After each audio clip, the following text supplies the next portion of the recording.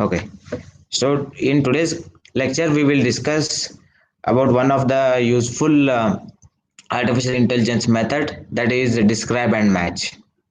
So describe and match is a method which is again used in artificial intelligence basically to identify objects.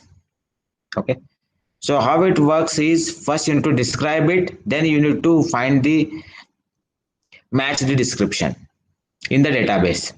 Okay, so it's a method used in artificial intelligence to identify objects. So is to describe it and then search for the same description in the database which will identify the object. So one practical example which we can think with respect to describe and match in artificial intelligence is identifying the criminal. So let's assume that at some place some crime has happened, maybe a robbery or a murder, any crime. So there were some witnesses who can identify the criminal. Okay, they don't know their name, so they can just identify their face. So when they go to the police station, so police inspector or the police officer will call the sketch artist and they will ask the witnesses to describe the criminal's face. Okay, so witness will tell, okay, the criminal's eyes were looking like this, his ears were like this, his mouth was like this. Okay, so they were basically describing the features or characteristics of a criminal's face. Okay. So based on those features, sketch artist would draw the face of the criminal. So once that is done, then match operation will begin, okay, to identify the criminal. So this is one practical example which you can think of with respect to describe and match method. So there is one more example which is described in your text, that is Alice is looking out of her window and can see a bird in the garden. She does not know much about birds but has a friend Bob who does. She calls Bob and describes the bird to him. From her description, he is able to tell her that bird is a penguin. Okay, so same thing happens whenever you are asking the sketch artist to draw the face of a criminal. Okay, so the witness doesn't know who is the criminal, but he can describe the facial characteristics of a criminal. So based on that, once the diagram is complete, once the sketch is complete, then we can say that okay, so and so person is the criminal. Okay, so that's how describe and match algorithm works.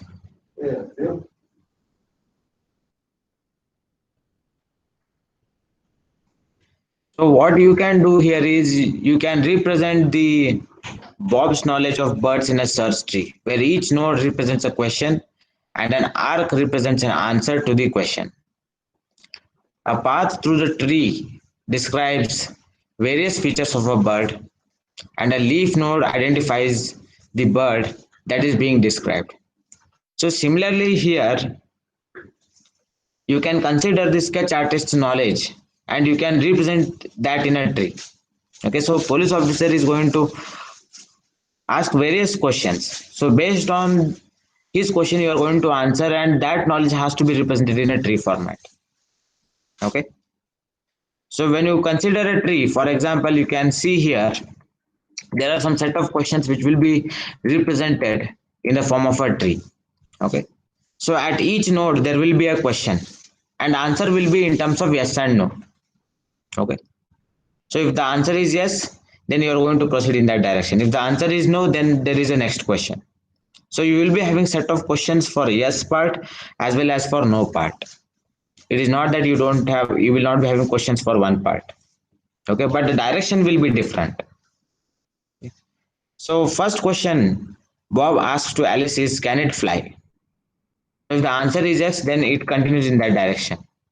So it's a partial tree, so let's consider the no part. So next question, When Alice answers no, again Bob will ask the next question: is it extinct? Then, if Alice answers yes, then Bob will reply that it's a dodo bird. Otherwise, if Alice says no, it's not extinct, then again Bob will ask the next question: is it black and white? Then, if Alice says that yes, then Bob will say that it's a penguin. If Alice says no, then Bob will reply with an answer kiwi. So this is how your describe and match algorithm works to identify a penguin. Okay. So similarly, you can draw a tree to identify a criminal based on this sketch. Okay. So it's a very simple method in artificial intelligence. First, you need to provide the description.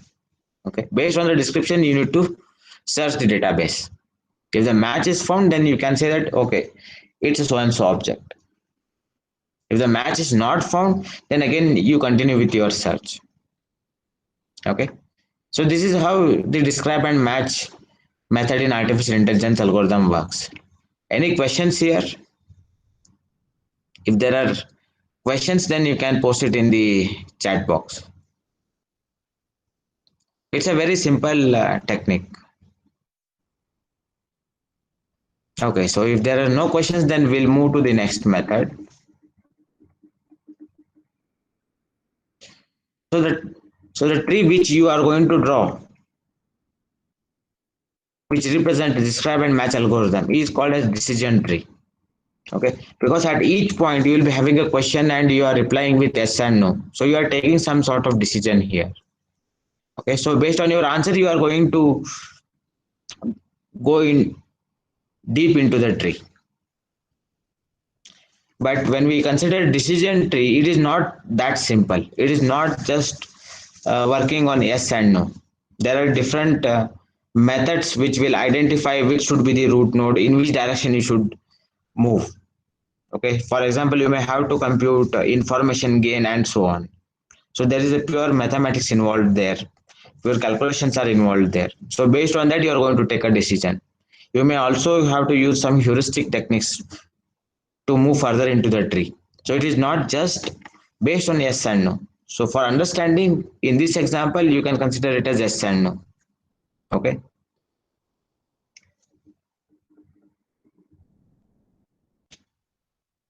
The next concept is combinatorial explosion.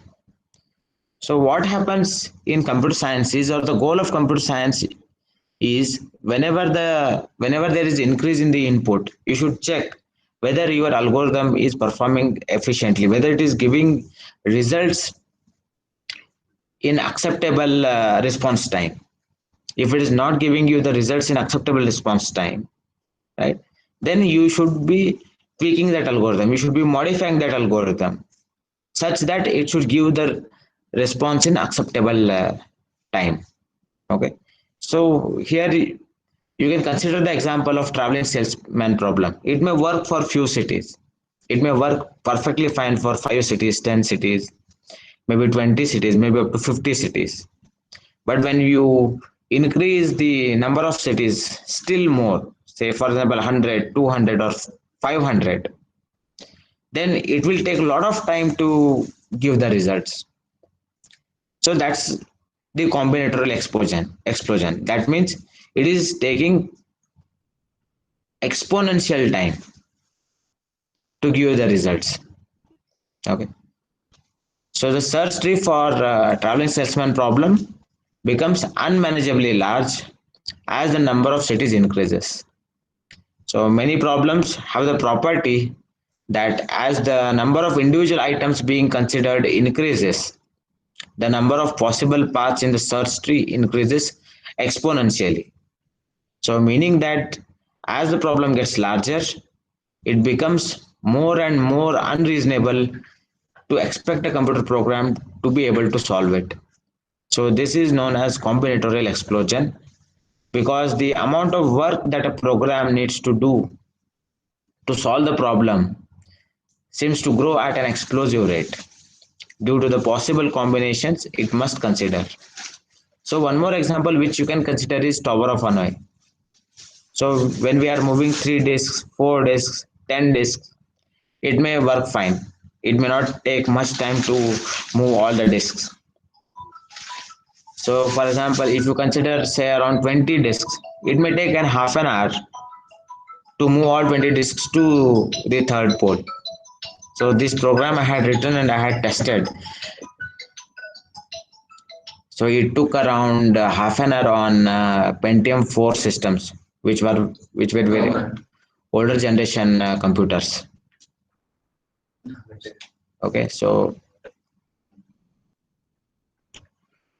but if you increase the number of disks more than 50, more than 60, then it will take a lot of time, which is beyond the computer's imagination or beyond computer's capability. So in that case, you may have to use the supercomputers to solve the Tower of Hanoi problem with hundreds of disks. Okay, so that's a combinatorial explosion problem. Okay, so you should know the goal of computer science, why you are studying computer science, or why you have enrolled to computer science course. So there will be a problem. You are going to provide solution to the problem, and when you provide solution to the problem, the computer should give you the solution, give the result in reasonably acceptable time. But as the number of input increases, computer will not be able to give you the results in reasonably acceptable time. So that is where the problem of combinatorial explosion comes. Then how are you going to deal with the combinatorial explosion?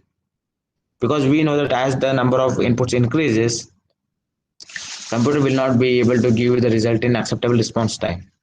So one more best example what we can consider here is the sorting algorithms. So most basic sorting algorithm which you have studied in your first year is the bubble sort.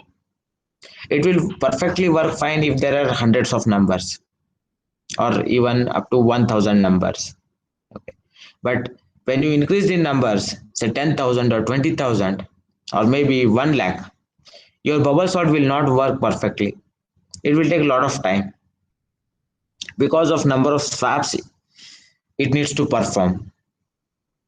So in that case, bubble sort is the infeasible technique. So what is the solution? Go for the next technique.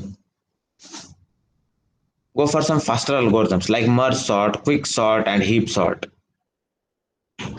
Okay, so they will perform better uh, when the numbers are more. Okay, even in terms of lakhs, they will perform better compared to the bubble sort. So in that case, those algorithms are acceptable. Okay, so this is what you are going to do with respect to your job as an engineer. Okay, so even in case of artificial intelligence, you have to come up with a better solution. Okay, so the solution which gives acceptable results in acceptable response time. So that should be your goal. We have already discussed at the beginning of this chapter that we are not expecting the perfect solution. Okay, we are only concentrating on acceptable solutions in acceptable time. Okay, that is our goal.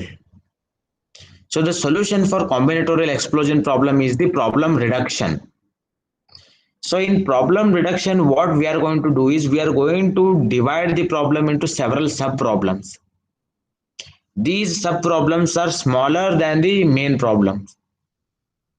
When you solve all these smaller sub problems, you have actually solved the bigger problem.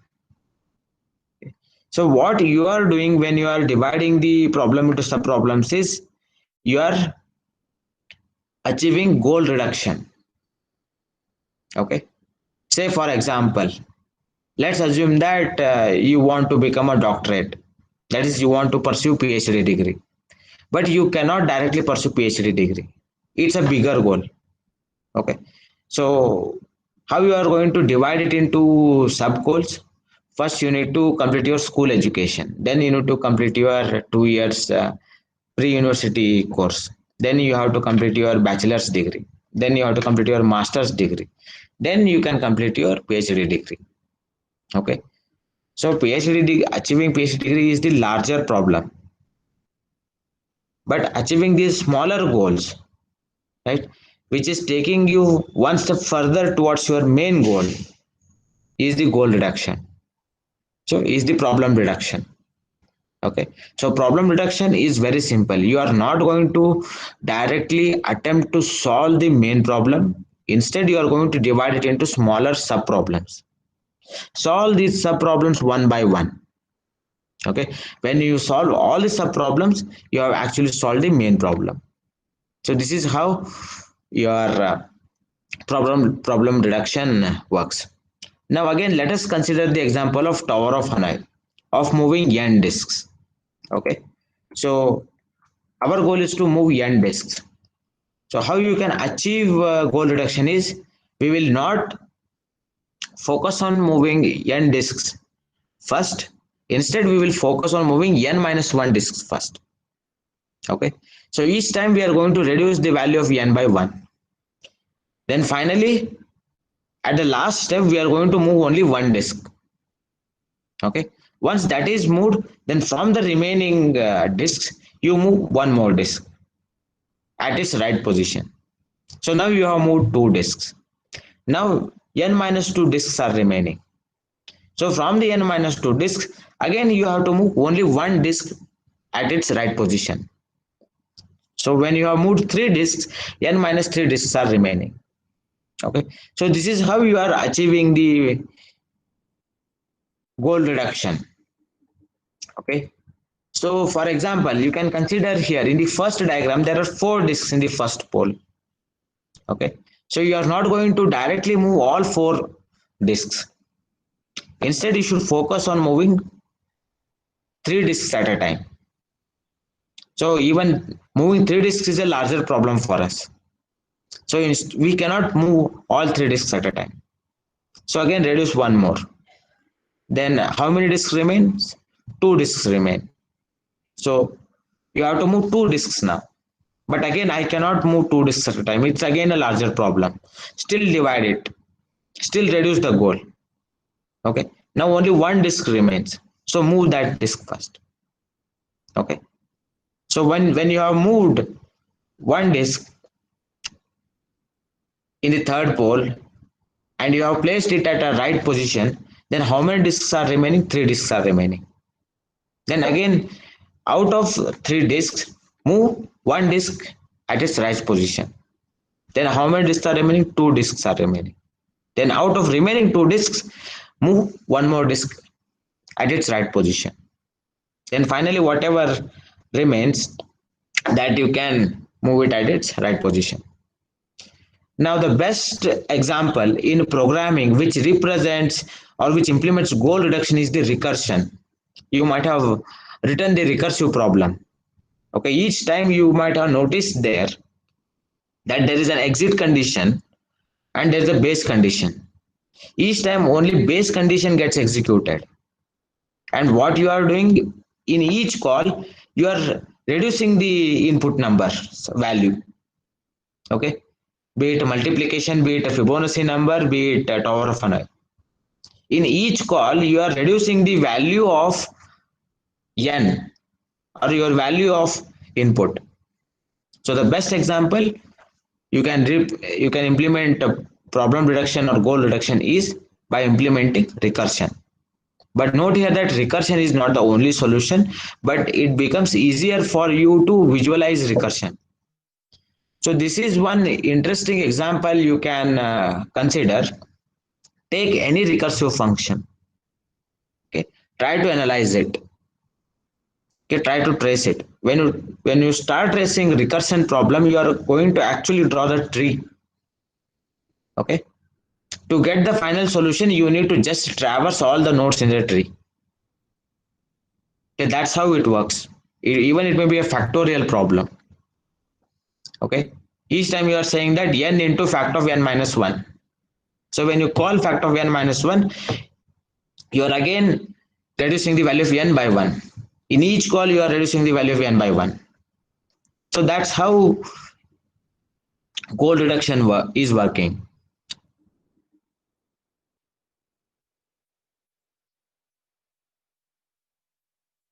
I hope you are understanding the concepts. If there are any questions, you can just post it in the chat box, or you can unmute yourself and you can ask.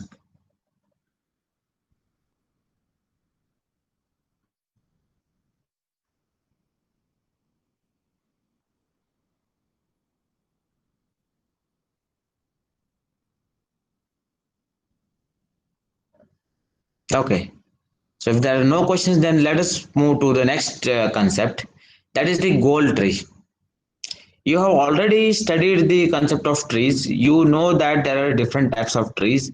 There are binary trees, there are ternary trees, there are general trees, and so on.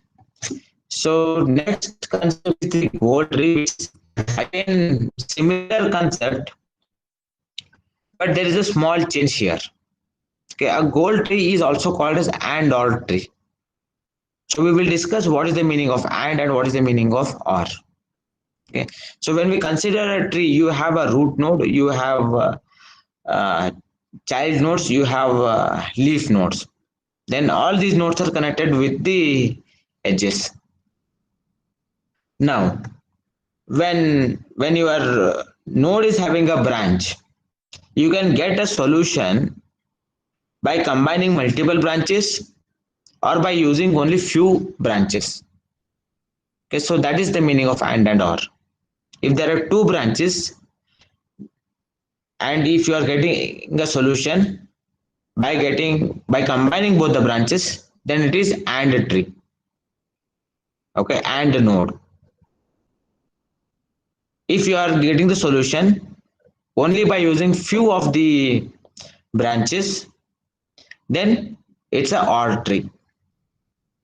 So that particular node can also be called as or node. Okay, so a goal tree, which is also called as and or tree, is a form of semantic tree used to represent problems that can be broken down in this way. So there is an example which I will display, which is there on next page. So we say that the solution to the problem is the goal, and each individual step along the way is the sub goal. So each node in a goal tree represents a sub goal. So your main root node is the main goal. You have subsequent nodes, right? They are all sub goals.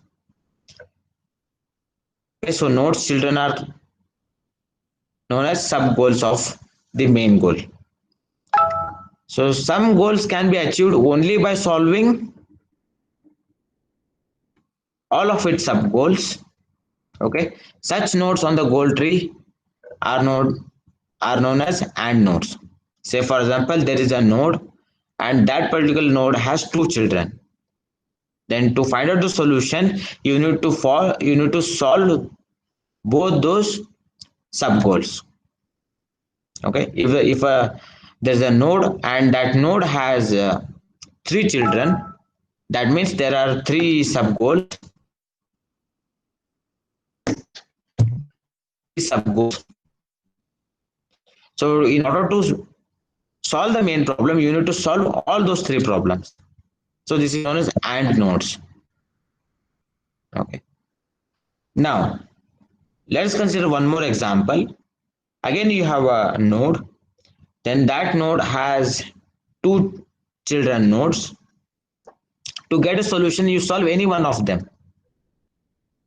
Okay. In that case, it's a OR node. So similarly, let's consider one more example. You have a node and that particular node has five children. Then in order to get the solution, you may solve one, two, three, or four. Okay. You are not solving the fifth one. Then that's a OR node.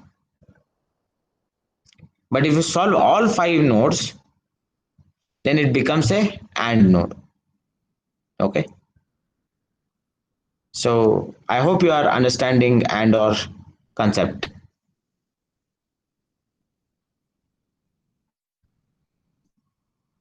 So it's very simple. You have a node. If you are solving all its sub nodes, which are the sub goals,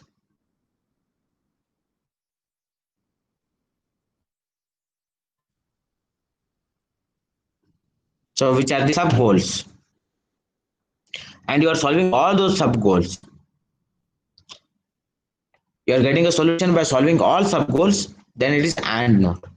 If you are getting a solution by solving some of the goals, some of the sub goals, okay, you are getting a solution by solving some of the sub goals, then it is OR node.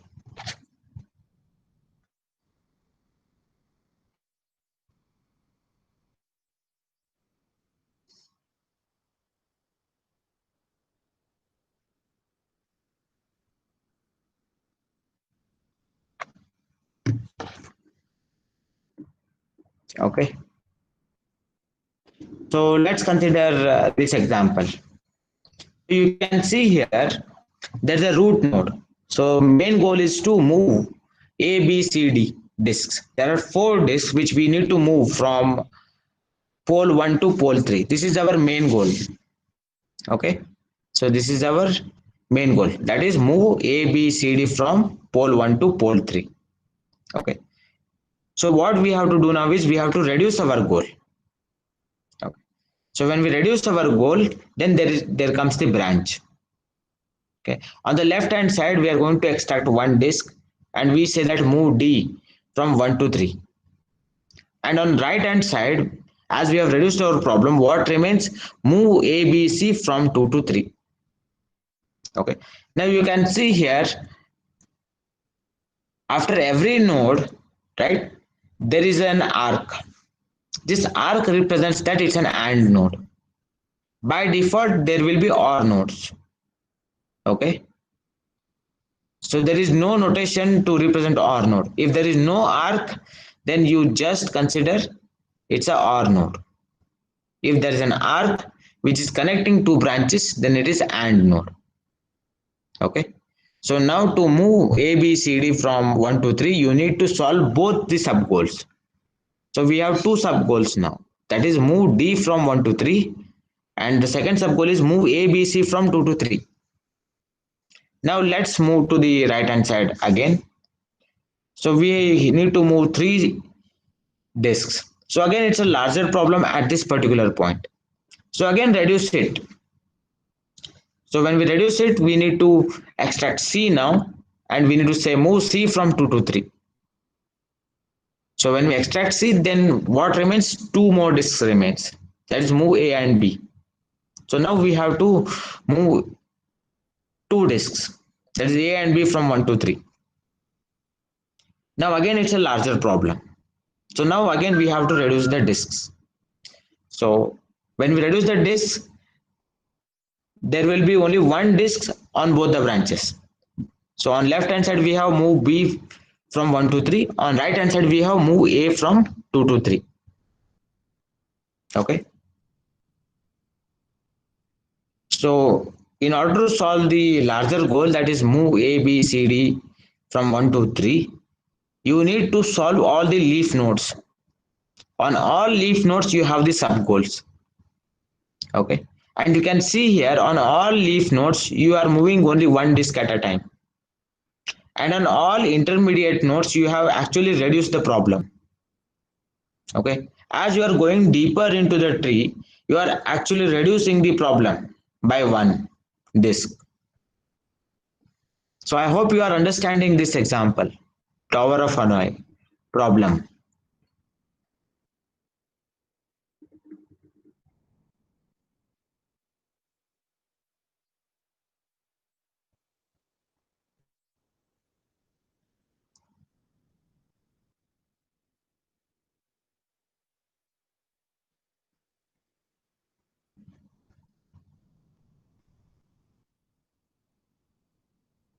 Now note here that at each leaf node, you are actually providing a solution to the one aspect of a problem.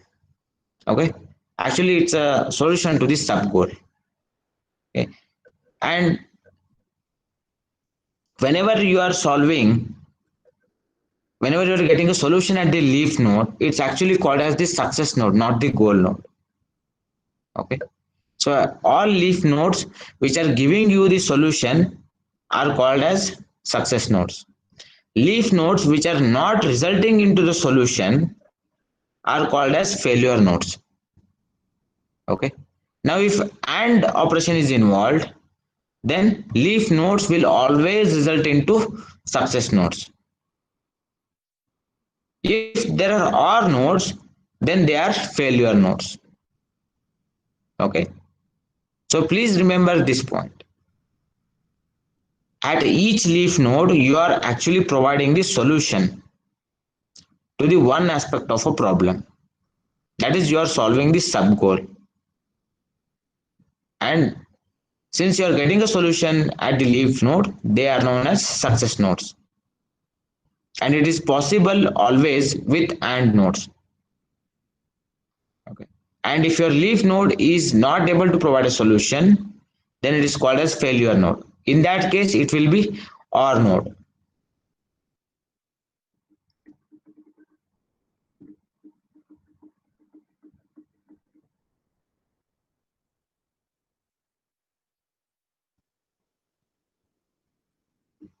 Now, the goal trees are often used in computer security.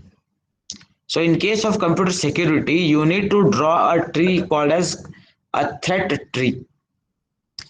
A threat tree represents possible threats to a computer system. So one example is the computerized banking system. Okay.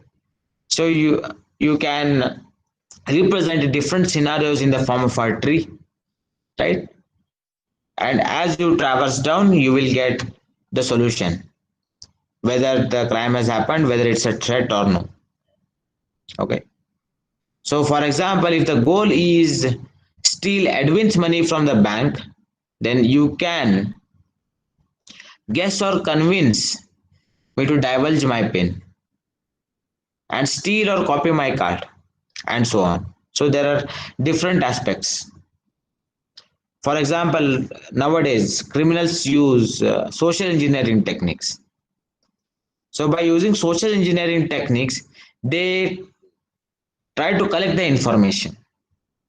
Social engineering techniques is one of the easiest ways to hack any system. Okay.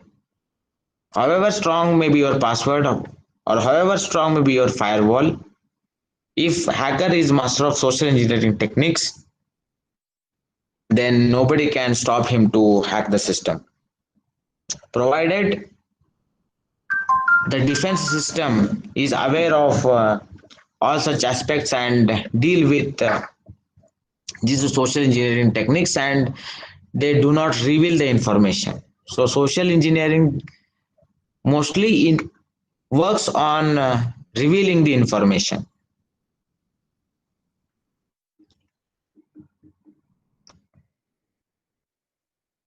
Now, when you are breaking the problem, so when we are speaking about goal reduction, we basically speak about breaking the larger problem into smaller problems. When you are breaking larger problem into smaller problems, then there are two approaches. One is top down, second one is bottom up. Okay. So top down technique works when you know each and every aspect of a problem. Okay, you know that okay, this is how the system is going to work. These are the different aspects. Say for example, I'm going to start a college, engineering college. Then I know that these are the uh, branches which have demand in the market. So I'm going to list those branches and I'm going to start the college. That's a top down approach. Okay. But as the college runs, as the years pass, I may encounter that some branches are not performing well or some branches have lost demand in the market. So in that case, I will remove some branches and add new more branches which are having the demand in the market. So that's a bottom up. Okay. In top down, you should have all the information whenever you are dividing the problem. In bottom up, it is not necessary. In bottom up approach, you start with whatever information you have in hand. Okay, as you go on solving the problem, you are going to get new more problems, you will get new insights, so you are going to use that information and solve the problem. Okay, in bottom up it is not necessary to have complete information. In top down you should have complete information.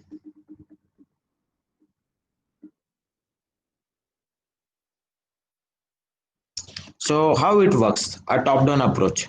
So it involves first breaking down the main problem into smaller goals, and then recursively breaking down these goals into smaller goals, and so on, until leaf nodes or success nodes are reached, which can be solved. Okay, so as I have already told you that goal reduction or dividing the problem into sub problems, you can use the technique of recursion for breaking down the problem. Okay, but the main thing here is that you should have all the information. On the other hand, the bottom up approach involves first determining all sub goals that are necessary to solve the entire problem, and then starting by solving the success nodes and working up until the complete solution is found. As we see elsewhere in this book, both of these approaches are valid, and correct approach should be taken for each problem. Okay. So as I have already told you, when you are solving the problem using bottom up approach, you need not have the complete information. Okay. So bottom up approach is more closer to the real world, because the main thing here is the stakeholder of the problem or your client, they will not be complete aware of all the problems. Okay, so there will be some with discussion between both the parties. Okay, so based on the discussion, some solution emerges and it may evolve over time. Okay, so that's how bottom up approach works. But again, we cannot say that this technique is the best or this technique is the worst. So based on the problem, you should go for appropriate technique.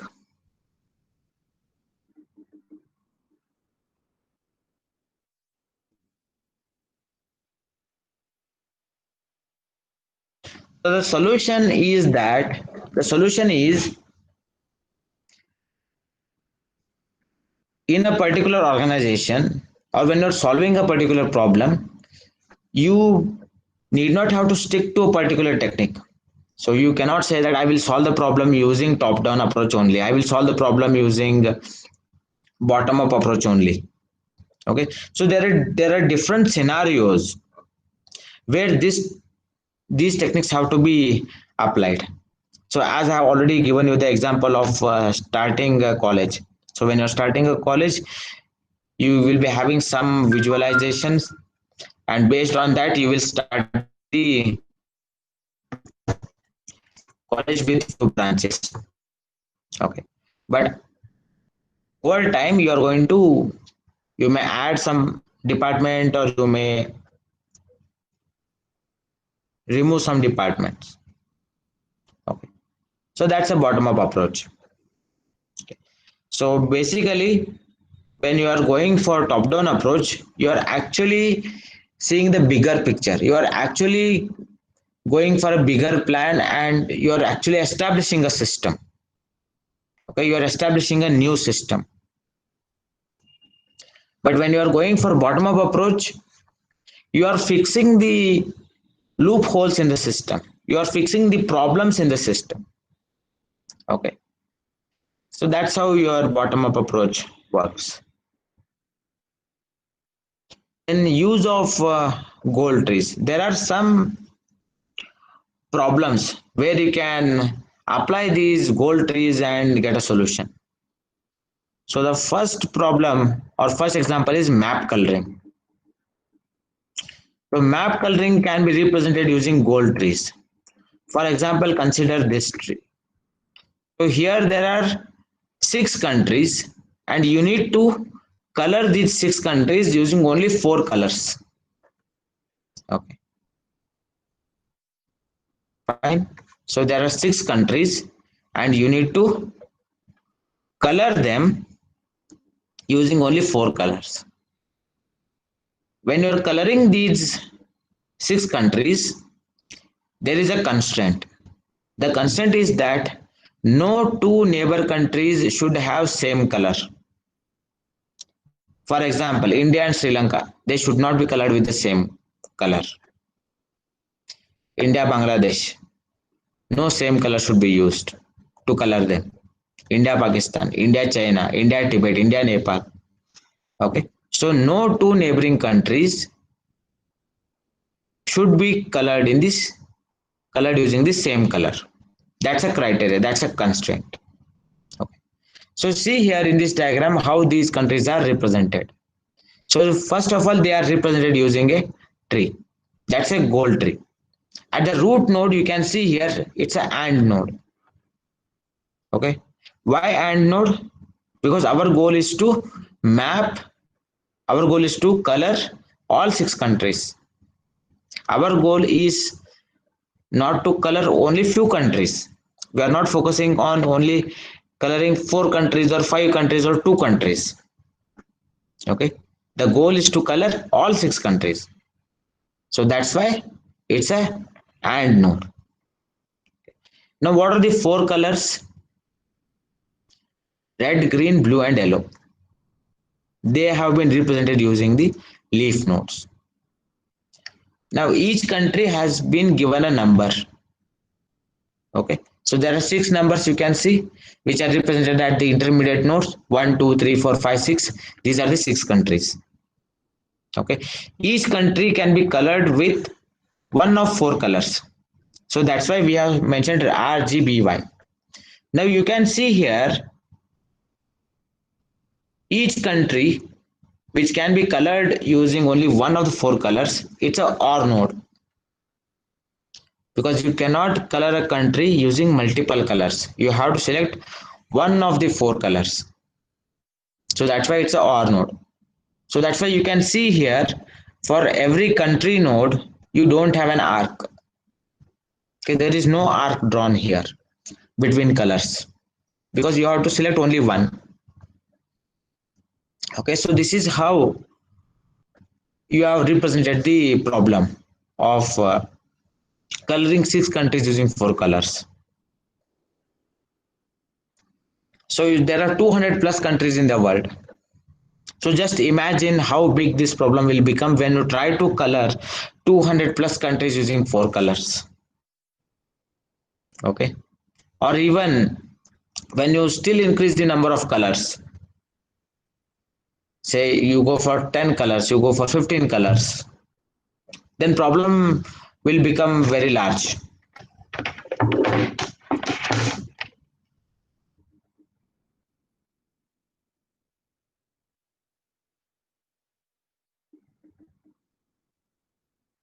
The next concept or the next example where you are going to use goal trees is proving theorems. Okay. So in proving theorems,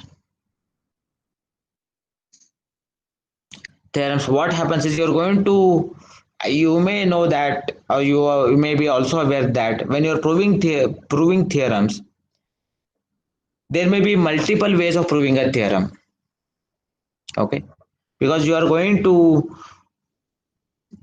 take some reference of some equations, right? And there will be always alternative way of representing a particular equation. Okay.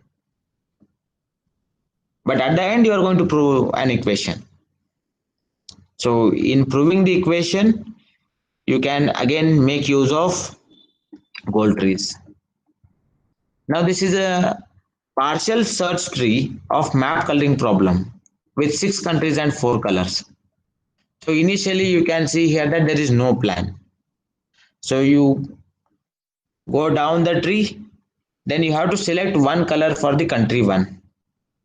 Okay, so when you select green for country one, then you go for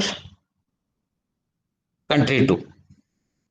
Now in case of country two, you should not select green color again, because country one and country two, they are neighboring, they are neighbors. Okay, so as per our constraint, no two neighbors should have the same color. But when you move to country 3, again you can have a green, because that may not be the neighbor. Okay, then similarly, likewise there are four options for country 1: red, green, blue and yellow. So similarly, if you choose red for country 1, then after selecting red color for country 1, go for country 2. When you go to country 2, you will be having three choices, because you have already colored country 2 in red, so you cannot color it again in red, so that option is eliminated. So you have only now green, blue and yellow. Okay, so here you have reduced the problem by one. So it continues till all six countries are colored. Okay, but again it's a partial search tree, so you can try to draw a complete search tree. When you draw a complete search tree, you will realize how big it is.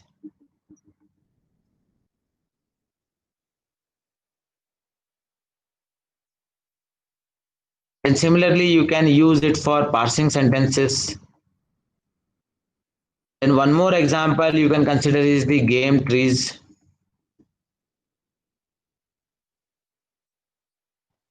So game trees are those which are two-player games and multiplayer games. So if you consider two-player games such as chess, you can represent all moves in tree format.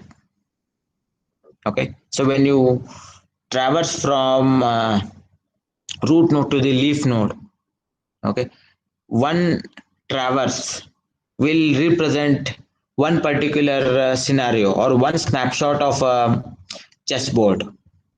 Okay, likewise there will be lot many possibilities. Okay, so similarly you can represent, or you can consider representing tic tac toe game. Okay,